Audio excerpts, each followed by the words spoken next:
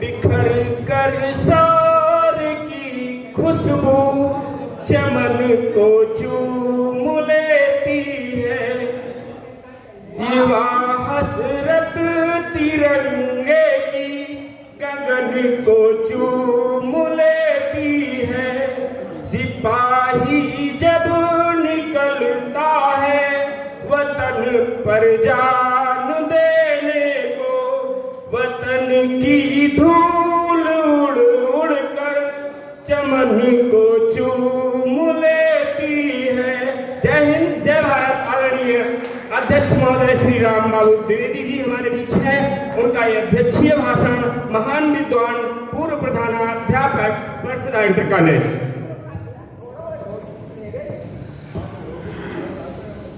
सच्चिदानंद रूपाय विश्वसुताय Hathaway तापत्रय विनाशाय श्री कृष्णाय वयं नमः।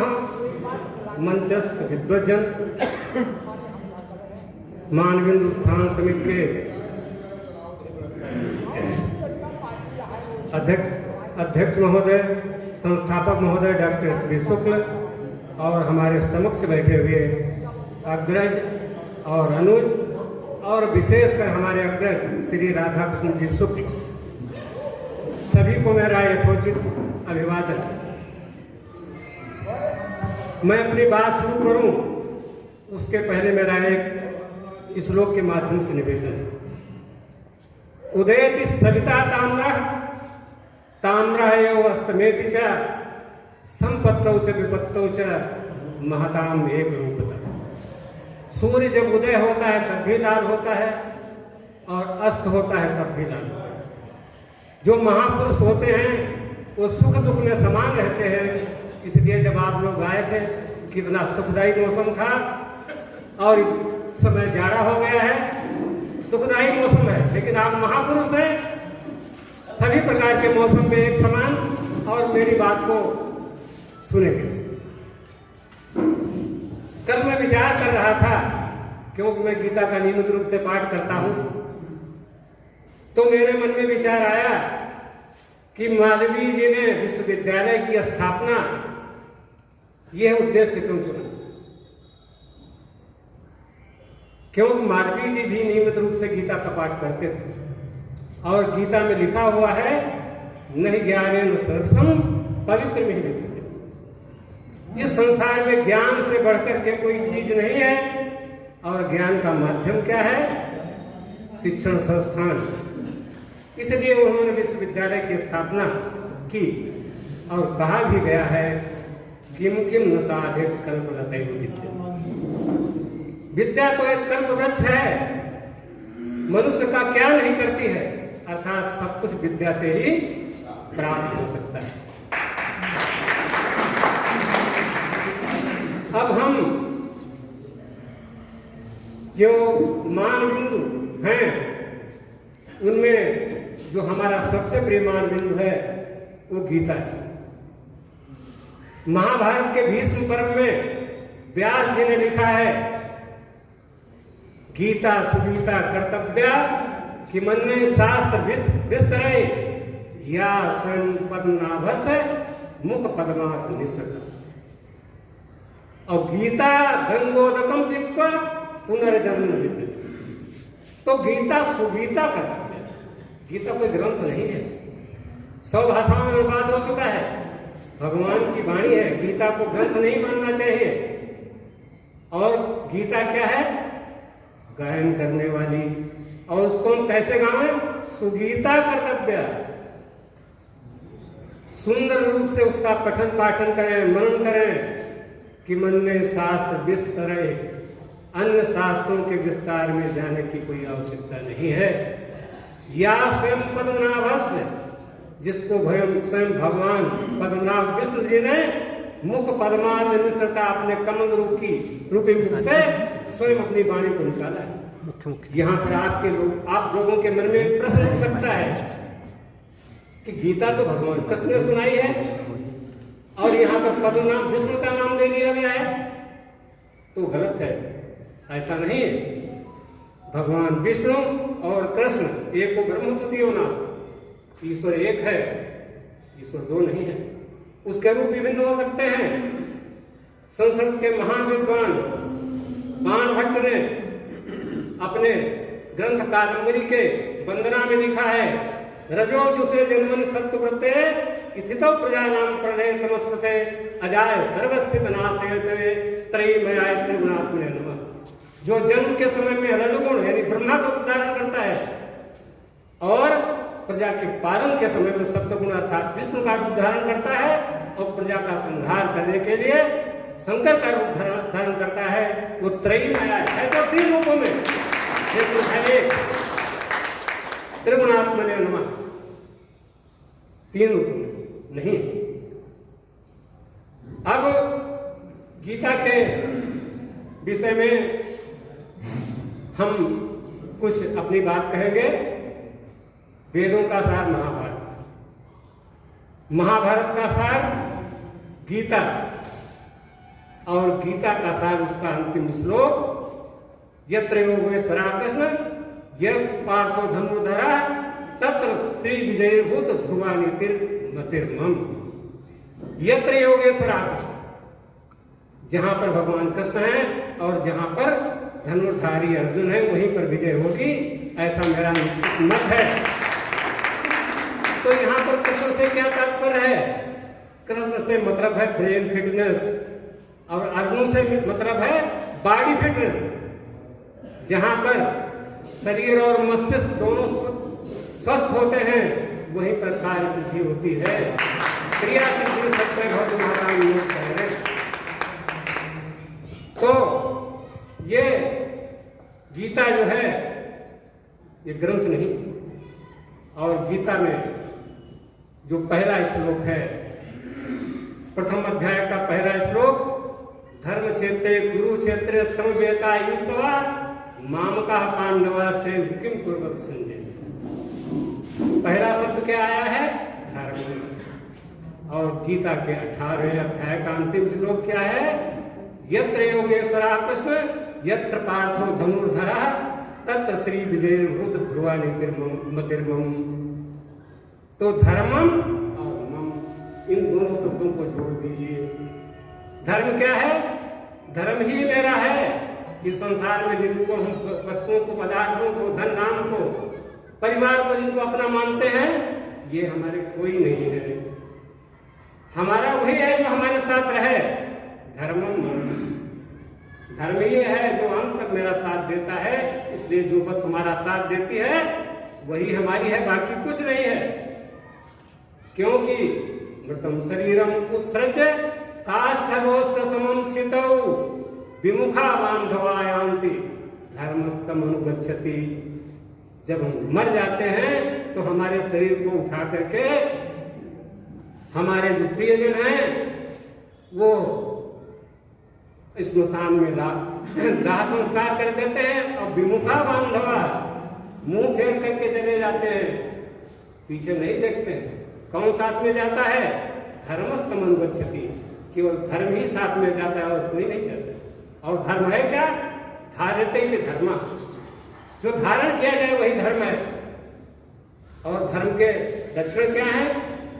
धति क्षमा दमो स्नेहम शौचम इंद्रिय निग्रह धी विद्या सत्यम क्रोधो दशकम धर्म लक्षण। ये 10 धर्म के लक्षण बताए गए हैं। तो भगवान ने गीता में कहा है कि हमको प्राप्त करने के 2 ही मुख्य उपाय हैं। एक तो है सांख्य योग और दूसरा है कर्म योग। सांख्य योग का है, सांख्य योग है कि ये संसार जो है स्वप्नवत है, मृग मरीचिका है, इस संसार में कुछ नहीं है। और कर्मयोग क्या है? कि हम निष्काम कर्म करें। दोनों के, सांख्य योग कर्मयोग के दोनों के मार्ग अलग अलग हैं। जैसे हम गंगा जी स्नान करने के लिए 2 मार्गों से जा सकते हैं, नहीं जा सकते, अलग अलग मार्गों से जाना पड़ेगा। तो सांख्य योग और कर्म योग दोनों अलग अलग मार्ग हैं, लेकिन दोनों का लक्ष्य क्या है? भगवत प्राप्ति। दोनों का लक्ष्य एक ही है। और गीता का दूसरा अध्याय क्या है? सांख्य योग है। और तीसरा अध्याय क्या है? कर्मयोग।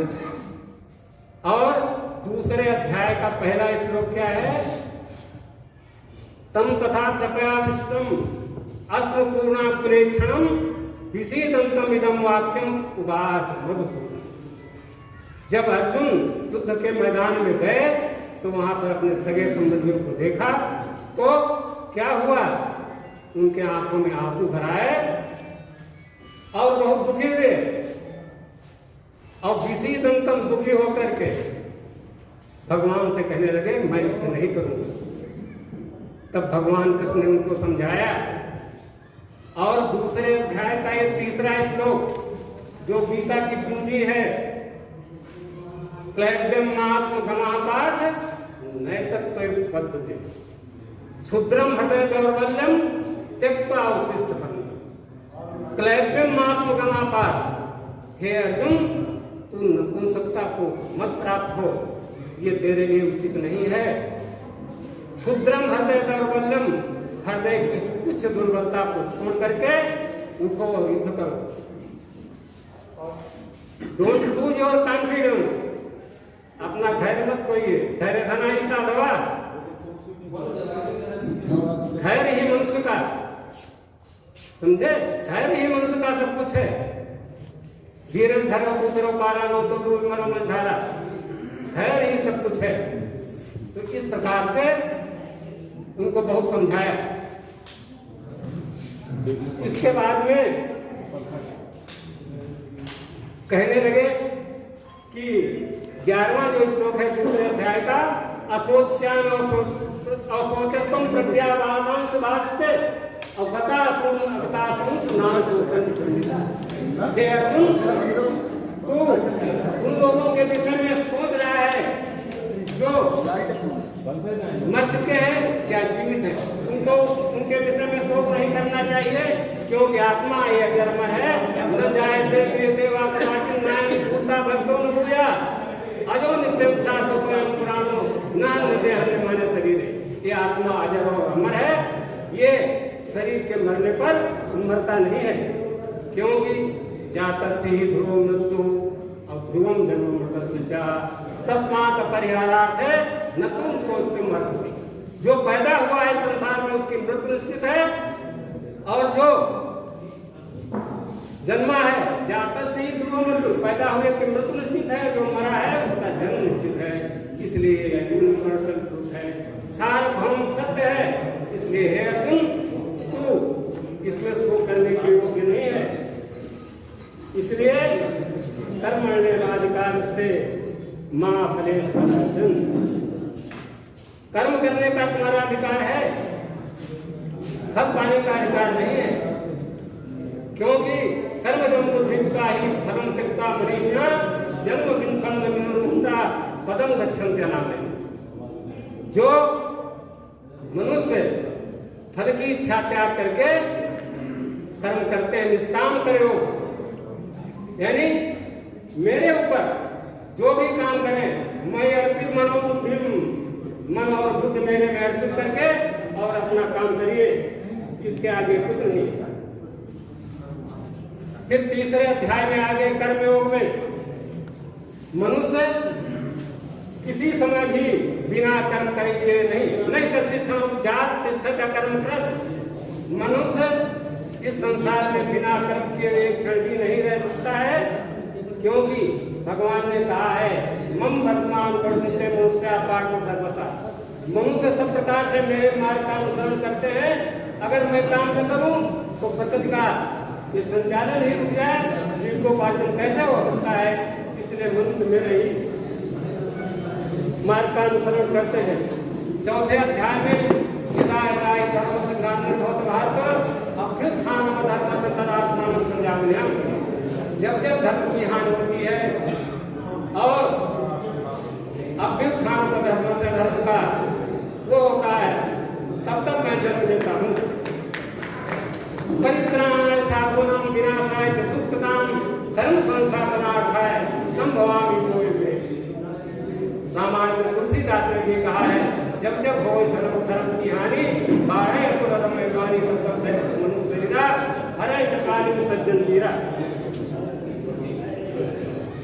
8वें अध्याय में कहा है कि हे अर्जुन मत्ता परतरम नान्यत् किंचिदस्ति धनंजय मैं सर्वविदं प्रोक्तम सूत्रे मणिगणायु। ये संसार मुझ में उसी प्रकार से पिरोया हुआ है जैसे धागे में मणियां पिरोई हुई। तो इस प्रकार से बहुत सी बातें उन्होंने गीता में बताई और अंत में कहा अनन्याश्चिन्तयन्नो माम योजना परिपाट्य तेषां नित्यभियुक्तानां योगक्षेमं भावयन्ति। जो व्यक्ति अनन्य भाव से मुझको भजता है उसकी कुशलता का भार मैं अपने ऊपर स्वयं ले लेता हूँ। और फिर 18वें अध्याय में उन्होंने कह दिया सर्वधर्मान परित्यज्य माम एकं शरणं व्रज। सभी धर्मों को छोड़ करके है अर्जुन मेरी शरण में आप आ जाएं। अहम त्वां सर्व पापेभ्यो मोक्षयिष्यामि मा शुचा। मैं तुमको सभी पापों से मुक्त करूंगा, तुम शोक मत कर। तो इस प्रकार से गीता में बहुत सी बातें बताई और एक चीज और बताई 16वें अध्याय में त्रिविधम नरकस्य द्वारम नाशनम् आत्मना काम क्रोध तथा लोभा तस्मात् एतत्त्रयं त्यजेत्। ये 3 चीजें नरक में पहुंचाने वाली हैं। कौन कौन? काम क्रोध और लोभ तस्मात् एतत्त्रयं त्यजेत्। इसलिए है अर्जुन इन 3 चीजों को तुम्हें छोड़ देना चाहिए। अब हम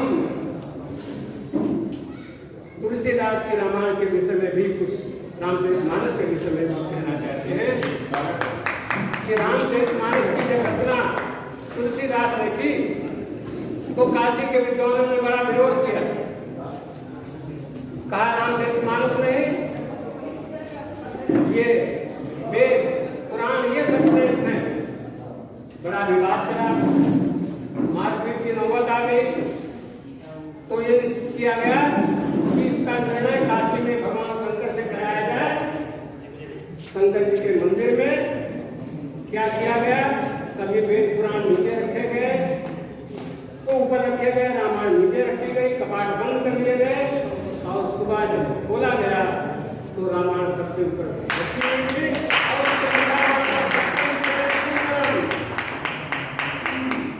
इसीलिए तुलसीदास ने कहा है प्रसाद सुमति ही उनसे और रामचरितमानस तुलसी।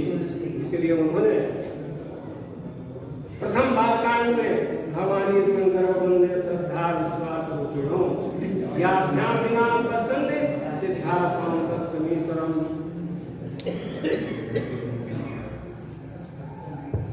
लेकिन जिस प्रकार से भगवान व्यास जी ने 18 पुराणों की रचना करने के बाद जब उनको शांति नहीं मिली तो नारद से पूछा कि बताइए कि हमने 18 पुराणों की रचना की, हमको शांति भी नहीं मिली है। तो नारद जी ने कहा कि जाइए भगवान कृष्ण के चरित्र का वर्णन करिए, बाल लीलाओं का वर्णन करिए। तब उन्होंने श्रीमद् भागवत की रचना की और उसके बाद उन्होंने लिखनी में रख दी। इसी प्रकार से तुलसीदास जी भी रामचरितमानस और 10 अन्य रचना पुस्तकों की रचना करने के बाद उनके मन को शांति नहीं मिली। उन्होंने कहा मेरो मन विश्राम। और कहा जागत रहे स्वान पात्र जो कबहुन सुख रहे। जैसे पत्थर फेंक दिए जाते फंक्शन में, कुत्ता चाटता है लेकिन उसका पेट नहीं भरता है, वही मेरी गत है इस संसार में। मुझको शांति नहीं मिली है क्योंकि उन्होंने कहा अर्थ धर्म काम गति चाहूं निर्माण और जन्म जन्म प्रदान पद यह भगवान। मुझे न तो ये जो पुरुषार्थ चतुष्टय हैं धर्म अर्थ काम मोक्ष ये नहीं चाहिए। जन्म जन्म रति राम पद, हमको जन्म जन्म भगवान राम के चरणों में हमारा लगाव हो, यही मैं चाहता हूँ। एक भरोसो एक बल एक आत्मविश्वास एक राम घनश्याम हित चातक तुलसीदास। और तुलसीदास को शांति कब मिली? जब उन्होंने विनय पत्रिका की रचना की, अंतिम रचना। और विनय पत्रिका का मतलब क्या है? भगवान राम के प्रति लिखे गए विनय के पद, और एक पद नहीं, एक पत्र नहीं, 279 पत्र लिखे तुलसीदास जी ने। और शुरुआत कहाँ से की? गणेश वंदना से, गजानन भूतगणादि से नहीं, गाइए गणपति के वंदन, शंकर सुमन भवानी के वंदन, यहाँ से शुरू की और 40 पदों में विभिन्न देवी देवताओं की वंदना की, राम लक्ष्मण भरत शत्रुघ्न सबकी वंदना की, और अंत में 41वें और 42वें पद में माता सीता की वंदना की। 41वें पद में उन्होंने क्या लिखा? कभू कम हो सकता मेरी ओ सुध जाएगी कस करुण कथा चलाए, दीन समंगहीन क्षीण मलिन पापी हे गाय, नाम ले भरे उदरे प्रभुदासी दास आए। अंत में कहा सुनत राम कृपाल की मेरी बिगड़ी हुई। अगर भगवान राम मेरी बात को सुन लेंगे तो मेरी बिगड़ी बन जाएगी। तो इस प्रकार से तुलसीदास ने सबसे सिफारिश करवाई कि भगवान राम किसी प्रकार से हमको अपना ले। और विनय पत्रिका के 277वें पद में उनकी अंतिम लाइन है, विनय पत्रिका दास की बात आप ही बांचो। यह है तुलसीदास की जो विनय पत्रिका है, हे राम हमारे आप बाप हैं, इसको आप स्वयं पढ़ें, किसी दूसरे से न पढ़वाएं, और हमको अपना आशीर्वाद दें, इस पर सही का निशान लगाएं। और 279 जो आखिरी पद है, संपूर्ण सभा बैठी हुई थी, राम लक्ष्मण भरत शत्रुघ्न हनुमान जी सब बैठे हुए थे। हनुमान जी राम के चरण दबा रहे थे और सभी लोग सेवा कर रहे थे। उसी समय हनुमान जी ने कहा कि लक्ष्मण जी बहुत अच्छा मौका है, तुलसीदास की विनय पत्रिका भी पेश हो चुकी है, और आज इसको भगवान राम के सामने पेश करके और इनकी फरियाद को सुना दीजिए। विनय पत्रिका भगवान राम के सामने प्रस्तुत हुई। रामचंद्र जी ने कहा बात बिल्कुल सही है, और जानकी जी भी हमसे सिफारिश कर चुकी हैं, इसलिए मैं इस पर सही का निशान लगा रहा हूँ। और अंत में तुलसीदास ने विनय पत्रिका की रचना करने के बाद में अपनी लेखनी बंद कर। अंत में आप लोगों से मेरा एक निवेदन, विनय पत्रिका के एक पद के माध्यम से, मन पछतई हो अवसर बीते, दुर्लभ देह पाई हरिपद भज, वचन कर्म और कीर्ते, साहस बाहु दस बदन आदि सब, बचेन काल बलीते, और हम करे धन धाम संवारे, अंत चले बीते। हम लोग क्या करते हैं? धन धाम सबको संवारते हैं, अंत में क्या जाते हैं? खाली हाथ। सिकंदर जब गया दुनिया से दोनों हाथ खाली थे। सुत बनितात सबई स्वागत हिलन, न करुणे सब हीते, अंत ही तो तजेंगे पामर, तू न तजे अभिहित। हे मूर्ख, ये जो परिवार तुम्हारा है ये तुमको अंत में छोड़ देंगे। तुलसीदास ने रामायण में भी कहा है, जननी जनक बंधु सुतधारा, तन धन भवन सुहद परिवारा, और सबके ममता ताग मठोरी, मम पद विनय बांध जोगी। इसलिए इनका माया मोह छोड़ करके हमारे चरणों में आ जाओ। और बुझे में काम में बिल्कुल सीखो विषय भोग होते। ये कामाग्नि जो है, वस्तुओं की इच्छा जो है, धन धाम की इच्छा है, ये कभी पूर्ण नहीं होती है, क्योंकि भर्तृहरि ने तो बहुत बड़े भोगी थे, भोग विलासी थे। अंत में उनको वैराग्य हो गया और उन्होंने क्या कहा? भोगा न भुक्ता वयो में भुक्ता, तपता वयो में तपता, कालो में जाता भय में जाता, तृष्णा न जीर्णा भय में। तृष्णाएं कभी क्षीण नहीं होती है।